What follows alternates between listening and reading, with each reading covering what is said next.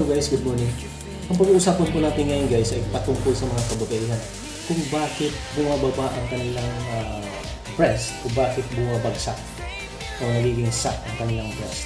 Yan po ang pag-uusapan natin sa video ito. Bakit nagkakaroon po ng ganong klaseng kalagayan ng isang babae na bumabagsak ang kanilang breast? Ayon po sa pag-aaral, ang dahilan ay ang kakulangan ng phosphorus sa kanilang katawan na kung saan ito ang kailangan ng ating mga vital organs na gumagawa ng hormones doon sa mga kababaihan. So napakahalaga ang balanse na hormone sa mga kababaihan para maiwasan ang mga karamdaman. Dahil kapag nagkakaroon ka ng hormonal imbalance, ito ay mag-create ng mga cancer o hormonal imbalance.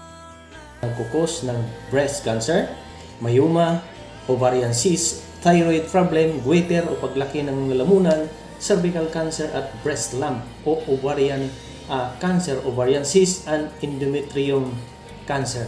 Yan po ang mga dahilan yan kung bakit nagkakaroon ng problema sa reproductive system ng mga kababaihan natin dyan. So, maaari po kayong kumain ng mga prutas at gulay tulad ng pipino. Makakatulong yan para magkaroon po kayo ng phosphorus sa inyong katawan para hindi kayo magkakaroon ng hormonal imbalance na siyang dahilan ng mga cancer na nabanggit tulad ng breast cancer, inuulit ko, myoma, ovarian cyst, thyroid problem, goiter, pati ang cervical cancer and breast lump, ovarian cyst and ovarian cancer and endometrial cancer. Yan po ang aking paalala na kailangan po ninyong kumain ng kahit 3 times a week na pipino.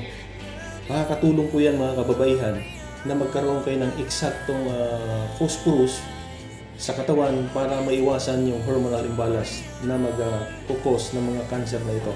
And then you can take Power Cells Herbal Capsule. Makakatulong po yan sa inyo dahil may phosphorus din yan. Hindi lang phosphorus, complete yan sa mga minerals, sa mga nutrients, macronutrients nandiyan po sa Power Cells. So malaking may tutulong yan para hindi po tayo magkaroon ng hormonal imbalance. Dahil ang kagalingan na mula sa kalikasan ang siyang magpapaalala sa iyo na may Diyos na tunay na nagpapagaling sa ating mga karamdaman. Bye-bye and God bless, and to God be the glory.